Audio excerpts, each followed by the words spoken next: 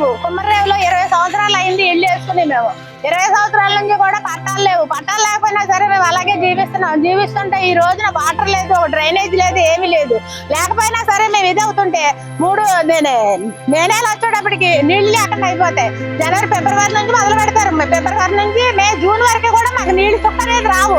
అక్కడ ఎక్కడ బయట పంపులు లేవు, బోర్బావిలు లేవు, ఏమీ లేవు. బయటకు వెళ్తేనే ఎవరో 2 బిందులు ఇవ్వట్లేదు. ఎదురున్న వాళ్ళకి వస్తుంటే ఆ ల్యాండ్ ఇష్టమైతే 2 బిందులు ఇస్తున్నారు, లేకపోతే లేదు. టిన్ను నీళ్ళు 10 రూపాయలు పెట్టి కొనుక్కుని తెచ్చుకుని స్నానాలు చేయడం కానీ ఇంట్లో వాడుకోవడం కానీ చేస్తున్నాం.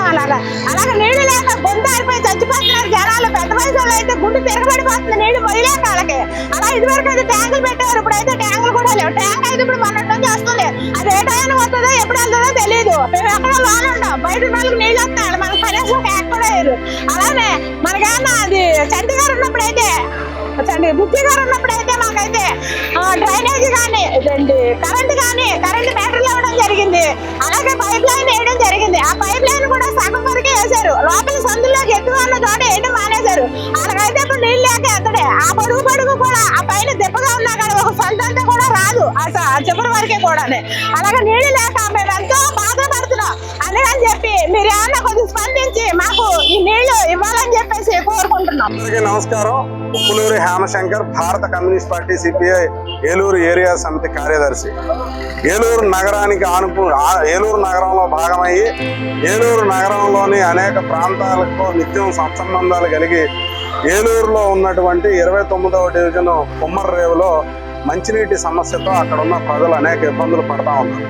అక్కడ గత 20 ఏళ్లుగా నివాసాలు ఏర్పాటు చేసుకున్న 1000 మంది పైగా కుటుంబాల్లో ఈరోజు తాగునీటితో పాటు వాడకపు నీరు కూడా లేకుండా అనేక ఇబ్బందులు పడతా ఉన్నారు.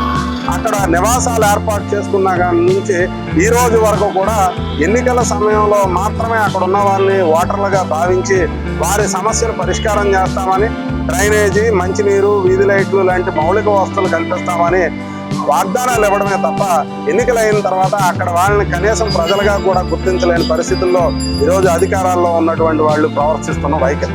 దీనికి నిరసనగా అక్కడ ఉన్నటువంటి ప్రజలకి మౌలిక వసతులు కల్పించాలని, తక్షణమే మంచినీటి సమస్యను పరిష్కారం చేయడానికి ఏదైతే గత ఏడాది ఇలానే కుమ్మర్రేవు ప్రాంత ప్రజలందరూ కూడా మున్సిపల్ కమిషనర్ కార్యాలయం వద్ద ధర్నా చేయడంతో అప్పటికప్పుడు తాత్కాలికంగా మంచినీటి సమస్యను పరిష్కరించడానికి కోసం ఏర్పాట్లు చేశారు.